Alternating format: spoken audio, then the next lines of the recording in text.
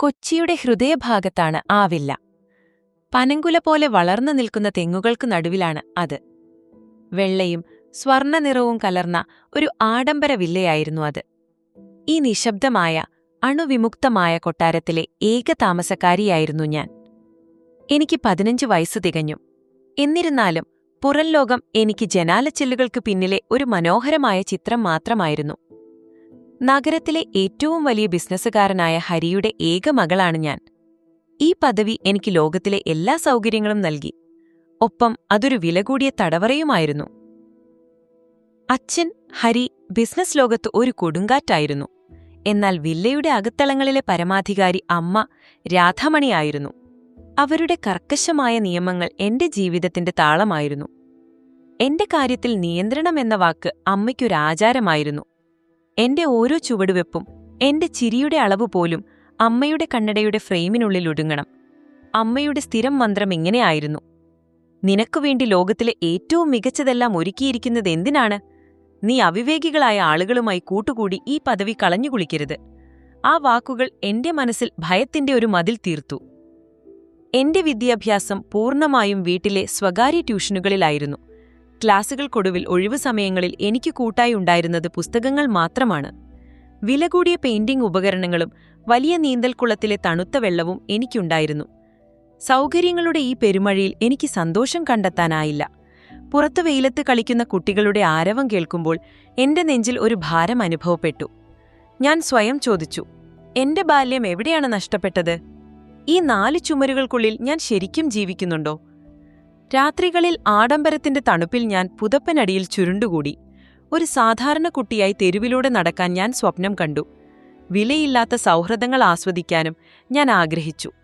സ്വാതന്ത്ര്യം ഒരു നേർത്ത കിരണം പോലെ എനിക്കെന്നും അപ്രാപ്യമായി നിന്നു. എന്റെ ഏകാന്തതയും നിശബ്ദതയും മാനസിക സമ്മർദ്ദമായി മാറിയത് ആദ്യം തിരിച്ചറിഞ്ഞത് അച്ഛനായിരുന്നു. അച്ഛൻ ശക്തമായി ആവശ്യപ്പെട്ടു, രാധാമണി, അവൾ നമ്മളിൽ നിന്ന് അകന്നു പോകുകയാണ്. ഈ സ്വർണ്ണക്കൂട് അവളെ തടവിലാക്കുന്നു. ലോകവുമായി ഇടപഴകാൻ അവളെ അനുവദിച്ചേ തീരൂ. ഒടുവിൽ 15-ാം വയസ്സിലെ എന്റെ തുടർച്ചയായ യാചനകൾ അമ്മയെ ഉലച്ചു. അമ്മ സമ്മതിച്ചു. ശരി, നീ സ്കൂളിൽ പോയിക്കൊള്ളൂ. പക്ഷെ എന്റെ തീരുമാനത്തിൽ മാറ്റമില്ല. കൊച്ചിയിലെ ഏറ്റവും മികച്ച സർക്കാർ ഹയർ സെക്കൻഡറി സ്കൂളിൽ മതി. അവിടുത്തെ അച്ചടക്കം നിനക്ക് നല്ലതാണ്, അമ്മ പറഞ്ഞു. എന്നാൽ ആ യാത്രയ്ക്ക് അമ്മ ഒരു ചങ്ങലയിട്ടു. മറ്റുള്ളവരെല്ലാം സാധാരണക്കാർ. നമ്മുടെ നിലവാരം നീ മനസ്സിലാക്കണം. പണക്കാരായ ഉന്നത കുടുംബങ്ങളിൽ നിന്നുള്ള കുട്ടികളുമായി മാത്രമേ നീ സൗഹൃദം സ്ഥാപിക്കാവൂ. നിന്റെ സോഷ്യൽ സർക്കിൾ എപ്പോഴും ഉയർന്ന നിലവാരത്തിലായിരിക്കണം.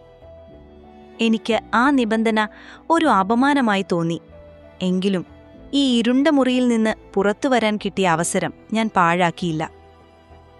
ഗവൺമെന്റ് സ്കൂളിലെ ആദ്യ ദിവസം എന്റെ കഴുത്തിലെ ഒറ്റവരി വജ്രമാല, തോളിൽ തൂക്കിയ ഇറ്റാലിയൻ ലെതർ ബാഗ്, പിന്നാലെ വന്ന ആഡംബര കാറിൽ നിന്നിറങ്ങിയ എന്റെ സുരക്ഷാ ജീവനക്കാരൻ, ഇതെല്ലാം ക്ലാസ് റൂമിൽ ഒരു നിമിഷം നിശബ്ദത പരത്തി. നിഖിരിന്റെ നേതൃത്വത്തിലുള്ള ധനിക വിദ്യാർത്ഥികളുടെ സംഘം ഉടൻ തന്നെ എന്നെ വളഞ്ഞു. അവർ എന്നെ തങ്ങളുടെ ലോകത്തിലേക്ക് സ്വാഗതം ചെയ്തു. എന്നാൽ അവരുടെ സംസാരത്തിൽ നിറഞ്ഞ അഹംഭാവവും മറ്റുള്ളവരോടുള്ള പുച്ഛഭാവവും എന്റെ ഉള്ളിൽ ഓക്കാനമുണ്ടാക്കി. ആ പളപളപ്പുകൾക്കിടയിൽ മൂലയിലെ ബെഞ്ചിലിരുന്ന് ലേയയെ ഞാൻ കണ്ടു. അവൾ പഴയതെങ്കിലും വൃത്തിയുള്ള യൂണിഫോം ധരിച്ച് ശാന്തമായി പുസ്തകം വായിക്കുകയായിരുന്നു. ലേയയുടെ മുഖത്തെ നിഷ്കളങ്കമായ പുഞ്ചിരിയും കണ്ണുകളിലെ തിളക്കവും എന്നെ ആകർഷിച്ചു. ലേയയുടെ അടുത്ത ബെഞ്ചിലിരുന്ന വിവേക് എല്ലാവരോടും ചിരിച്ച് സംസാരിക്കുന്നുണ്ടായിരുന്നു. തുറന്ന പുസ്തകം പോലെയായിരുന്നു അവന്റെ സ്വഭാവം. ഉച്ചഭക്ഷണത്തിന് നിഖിൽ എന്നെ ഒരു AC കഫേയിലേക്ക് ക്ഷണിച്ചു. ഞാനത് ശാന്തമായി നിരസിച്ചു. ഞാൻ എന്റെ ലഞ്ച് ബോക്സുമായി ലേയയുടെ അടുത്തേക്ക് നടന്നു. ഞാൻ സൗമ്യമായി ചോദിച്ചു, ഞാൻ മീര, എന്നെ നിങ്ങളോടൊപ്പം കൂട്ടാമോ? ലേയയുടെ മറുപടി ഒരു നിഷ്കളങ്കമായ പുഞ്ചിരിയായിരുന്നു. വിവേക് എനിക്ക് വേണ്ടി ബെഞ്ചിൽ ഒരൽപ്പം ഒഴിഞ്ഞുകൊടുത്തു. ആ ലളിതമായ സൗഹൃദത്തിൽ ഒരു സത്യസന്ധതയുണ്ടെന്ന് ഞാൻ തിരിച്ചറിഞ്ഞു. എന്റെ കൊട്ടാരത്തിലെ തണുപ്പൻ ചിരികളിൽ നിന്ന് തീർത്തും വ്യത്യസ്തമായിരുന്നു അത്. ലേയയുടെ അച്ഛനൊരു ചുമട്ടുതൊഴിലാളിയാണെന്നോ വിവേകിന്റെ കുടുംബം കഷ്ടപ്പാടിലാണെന്നോ ഉള്ള ചിന്തകൾ എന്റെ മനസ്സിൽ വന്നതേയില്ല. അമ്മ തീർത്ത സാമൂഹിക അതിർവരമ്പുകൾ അനായാസം ഞാൻ ഭേദിച്ചു. സൗമ്യശീലയും ലാളിത്യമുള്ളവളുമാണ് ലേയ. വിവേകിന്റെ തുറന്ന സമീപനവും എനിക്കിഷ്ടമായി. ഈ സൗഹൃദം എന്റെ ജീവിതത്തിൽ ആദ്യമായി യഥാർത്ഥ സന്തോഷം കൊണ്ടുവന്നു. എന്റെയും ലേയയുടെയും വിവേകിന്റെയും സൗഹൃദം ഒരു വേനൽ മഴ പോലെയായിരുന്നു. ക്ലാസ് കഴിഞ്ഞാൽ ഞങ്ങൾ ലൈബ്രറിയിൽ ഒരുമിച്ചിരുന്ന് പഠിക്കും. പാർക്കിലെ തണലിലിരുന്ന് ജീവിതത്തെക്കുറിച്ചുള്ള സ്വപ്നങ്ങൾ പങ്കുവയ്ക്കും.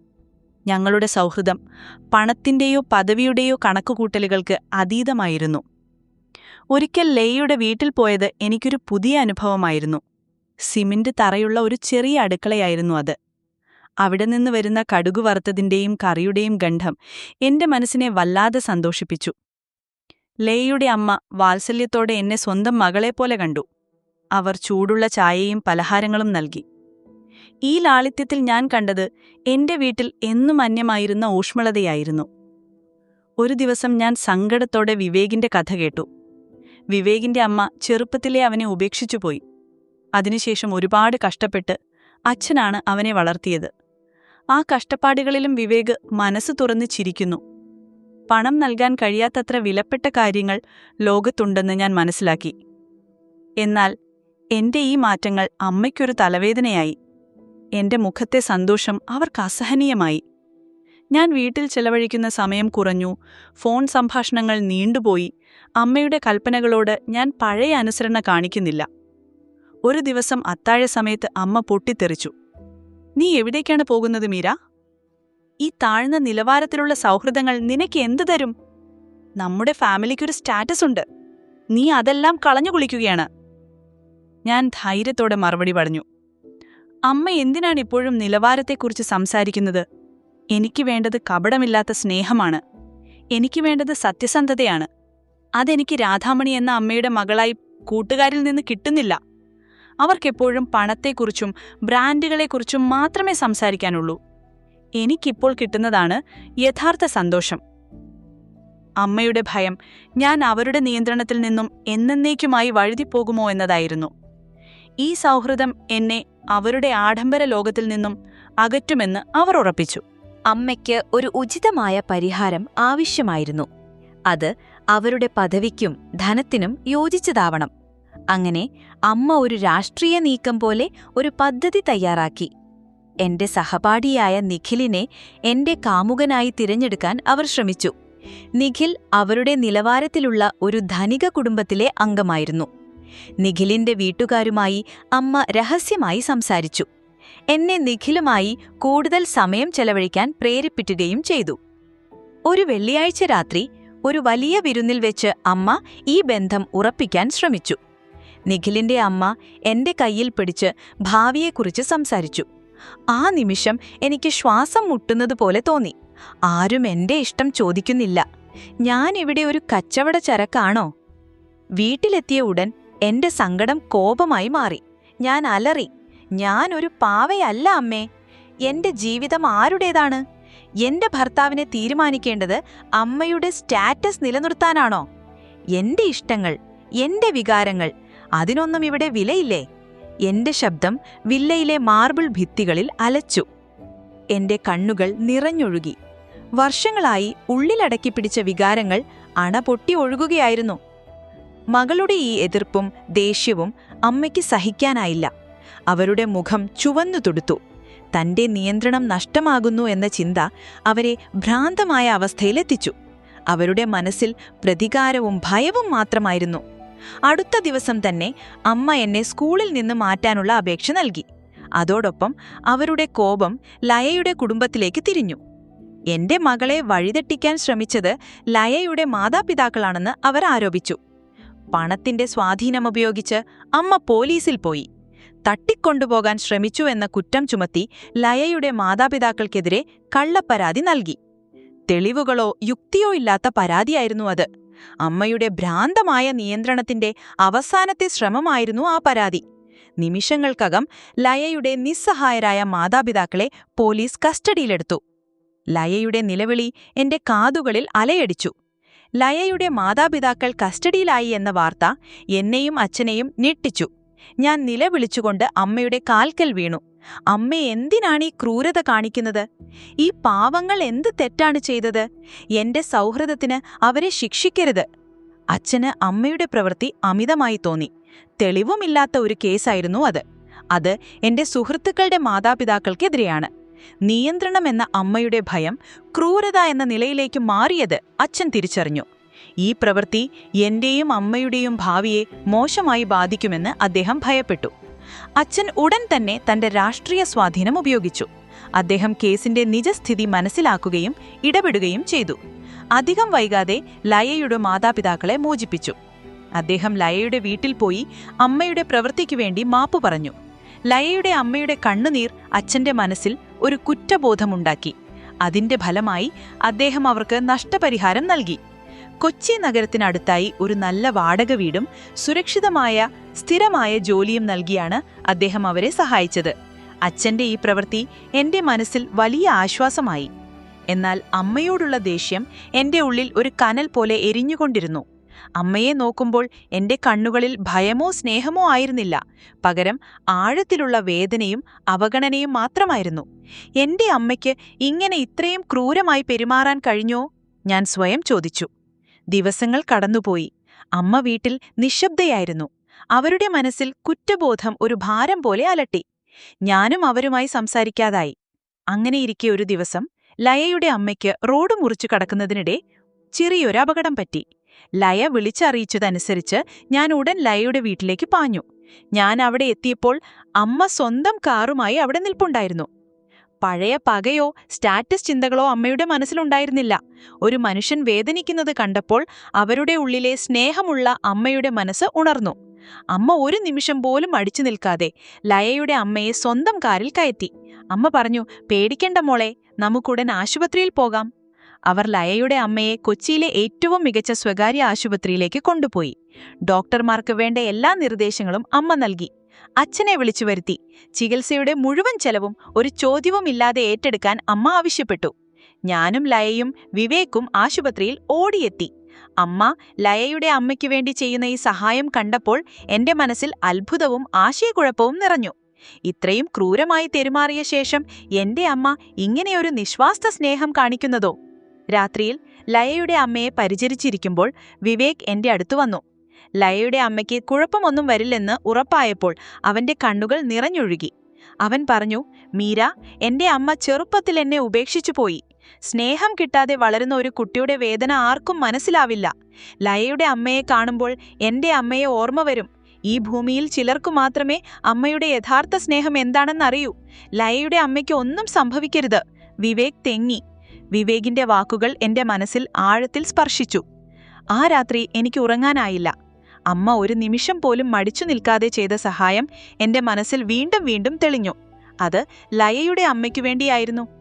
എന്തിനാണ് അമ്മ എന്നെ മാത്രം ഇത്രയധികം നിയന്ത്രിച്ചത്? ഞാൻ സ്വയം ചോദിച്ചു. വിവേകിന്റെ കഥ ഓർമ്മ വന്നു.